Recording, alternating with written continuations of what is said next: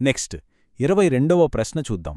ఇక్కడ ప్రశ్న ఏంటంటే 1746-47లలో బైబిల్ను తెలుగు భాషలోకి అనువదించిన వారు ఎవరు? ఇది కూడా గ్రూప్ 2 ప్రిలిమ్స్ 2019 క్వశ్చనే.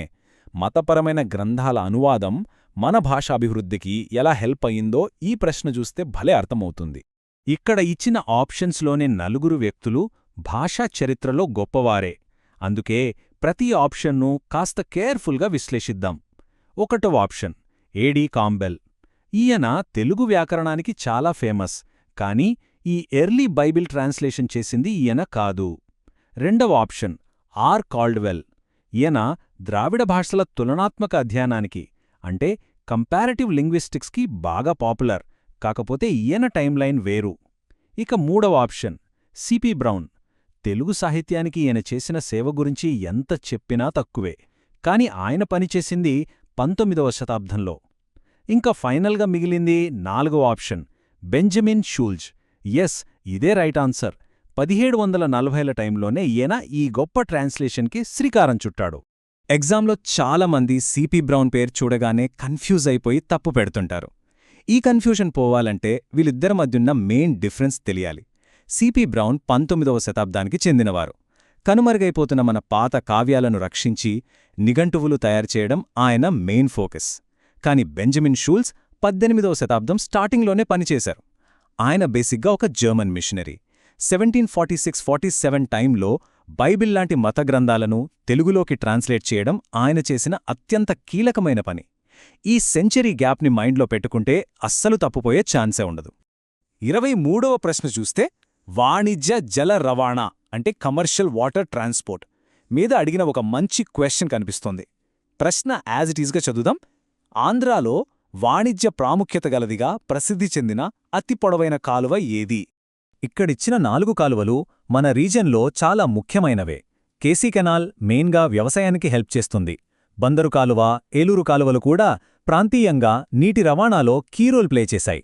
కానీ ప్రశ్నలో వాణిజ్య ప్రాముఖ్యత ఉండి సరుకు రవాణాకు ఉపయోగపడిన వాటిలో అత్యంత పొడవైన కాలువ అని అడిగారు కాబట్టి 4వ ఆప్షన్ అయిన బకింగ్హామ్ కాలువ ద పర్ఫెక్ట్ ఆన్సర్ అవుతుంది. వలస పాలనా కాలంలో తూర్పు తీరం వెంబడి గూడ్స్ అన్నీ చాలా దూరం ట్రాన్స్పోర్ట్ అవ్వడానికి ఈ బకింగ్హామ్ కాలువే అప్పట్లో ఒక మెయిన్ లైఫ్లైన్ లాగా ఉండేదన్నమాట. సరే, ఇప్పుడు 24వ ప్రశ్న వైపు వెళదాం. వలస స్థాపన గురించి అడిగిన ప్రశ్న ఇది.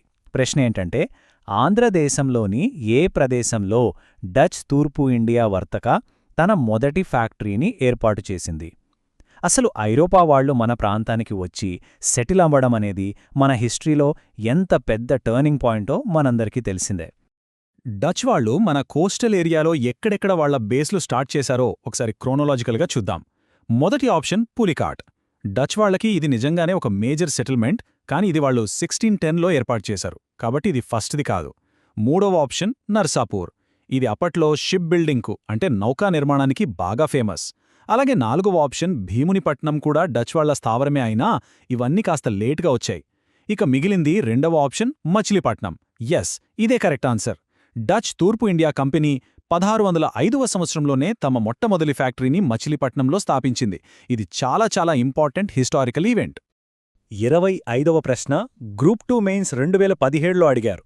ప్రశ్ననొకసారి జాగ్రత్తగా గమనిద్దాం.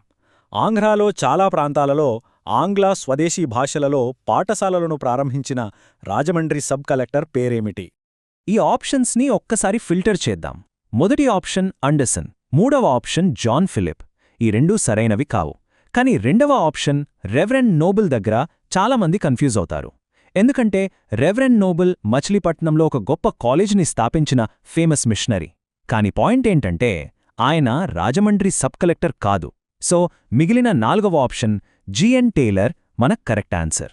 గోదావరి జిల్లా ప్రాంతంలో స్పెషల్గా లోకల్ లాంగ్వేజ్ మరియు ఇంగ్లీష్ ఈ రెండింటి కాంబినేషన్తో స్కూల్ స్టార్ట్ చేసి ఎడ్యుకేషన్కి ఓ రేంజ్లో పుష్ ఇచ్చిన Rajahmundry sub collector GN Taylor.